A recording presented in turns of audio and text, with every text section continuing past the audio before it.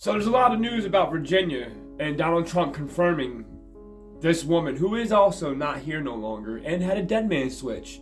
And with all this news coming out with Trump and Mar-a-Lago and admitting this, I want you guys to hear the video of her dead man switch.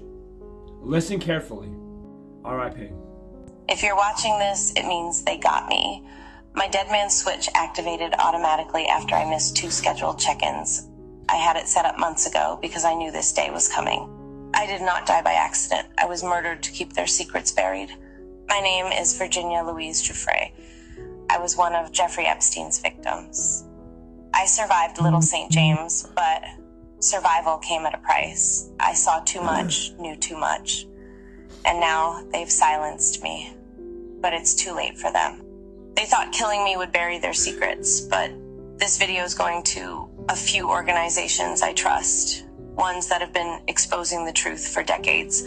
You know who you are. It's your job to continue this fight. I was 16 when they reeled me in. I worked at Mar-a-Lago, folding towels, cleaning lockers. My father kept the tennis courts immaculate. We were just working folks trying to scrape by. Trump, he was around, but he was never the threat.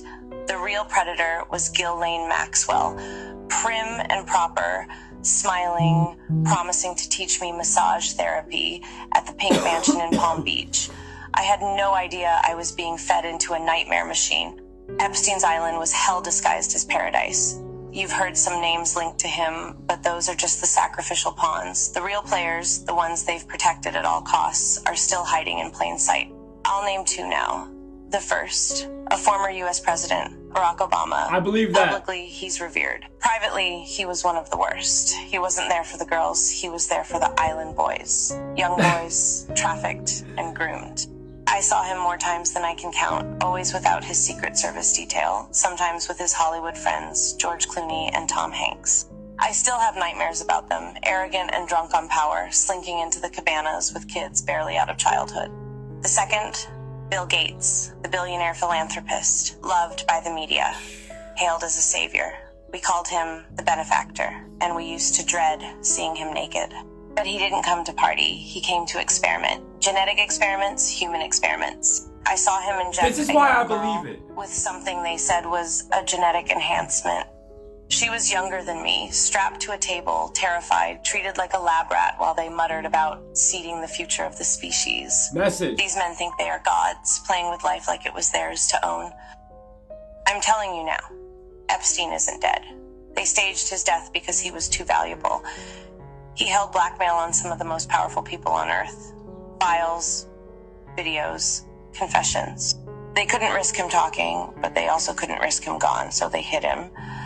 Stashed him under the protection of the same elite who once paid him to supply them with flesh. I believe everything that this woman is saying for a simple fact when you start looking at the evidence and looking at the people who were at that island. What the fuck does Stephen Hawking have anything remotely to do with the narrative that they've propagated to us to go to St. James Island?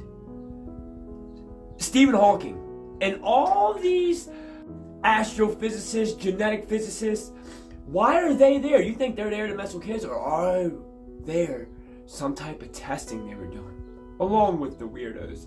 But when she talks, and for all the independent journalists that have done their own investigations to this topic, it aligns with what she says. R.I.P. Virginia. Peace to you guys.